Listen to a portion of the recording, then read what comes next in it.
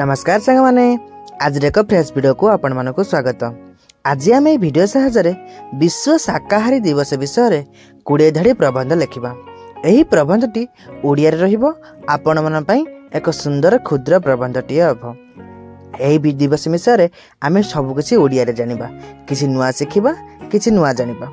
आपण माने जदि मोर वीडियो को नुआ करी देखुथांती किंबा मोर चैनल को नुआ करी आसीथांती तेबे मोर चैनल को सब्सक्राइब करी रखंतु। एही भली प्रत्येक दिन किछि किछि नुआ जानिबा पई आपण मानकर एजुकेशन स्किल बढ़ाइबा पई। चलंतु आपण मानक समय नष्ट न करी आरंभ कर देबा आज सेशन टी विश्व शाकाहारी दिवस। प्रथम धाड़ी विश्व शाकाहारी दिवस प्रति वर्ष नवेम्बर 1 तारिख रे पालन करा जाए। द्वितीय धाड़ी यह शाकाहारी जीवन शैली को प्रचार करिवार दिन अटे। तृतीय धाड़ी वीगन शब्दटी अर्थ होछि पशुजन्य पदार्थ बिना जीवन, अर्थात यही विश्व शाकाहारी दिवस को मध्य वर्ल्ड वीगन डे इंग्रजी रे कहा जाए। ताहार अर्थ होछि एही वीगन अर्थ होछि पशुजन्य पदार्थ बिना जीवन। चतुर्थ धाड़ी एहार उद्देश्य होछि पशु मान को रक्षा करबा, अर्थात ए शाकाहारी दिवस प्रचलन एथिपई हेछि जे जेपरि लोक माने पशु मान को हत्या न करी आमे शाकाहारी भाबे उद्भिद को खाई परिबा। पंचम धाड़ी शाकाहारी लोके क्षीर, मांस, माछ, अंडा खांती नहीं। षष्ठ धाड़ी सेमाने फल, शाग और धान्य भित्तिक खाद्य खाई थांती, अर्थात शाकाहारी होई थांती। सप्तम धाड़ी एही दिनटी लोकों को स्वास्थ्य और परिवेश सचेतन करिथाए। अष्टम धाड़ी शाकाहारी खाद्य आम शरीर को हल्का और शुद्ध रखिथाए। नवम धाड़ी एहा हृदय रोग, मधुमेह और मोटापण को रोकिथाए। दशम धाड़ी पशु उत्पाद बिना जीवन अर्थ हेउछि दया और मानवता।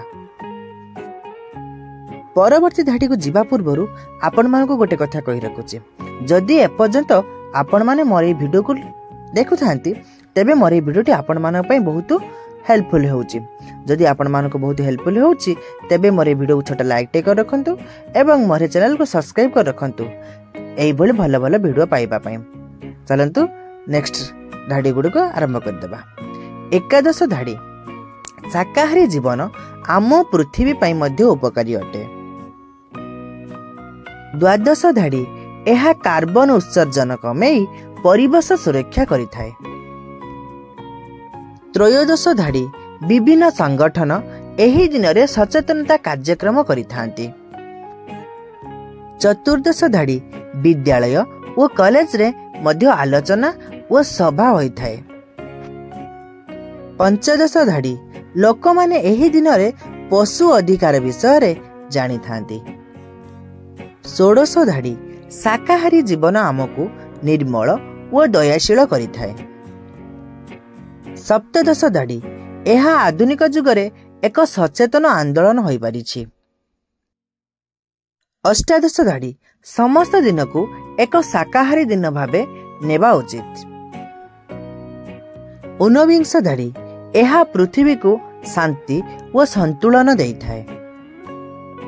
विंशति धाड़ी अर्थात आज सेशन शेष धाड़ी आसंतु आमे समस्त शाकाहारी होई पशु और पृथ्वी को रक्षा करिबा। एहा तथिला आज सेशन। जदि मोर सेशन टी आपण मन को बहुत भल लागिथिबो तेबे मोर वीडियो को छोटा लाइक टे करी मो चैनल को सब्सक्राइब कर रखंतु एवं एई भली मते सपोर्ट करी आपण मन का आशीर्वाद मते दियंतु। रहउची, धन्यवाद।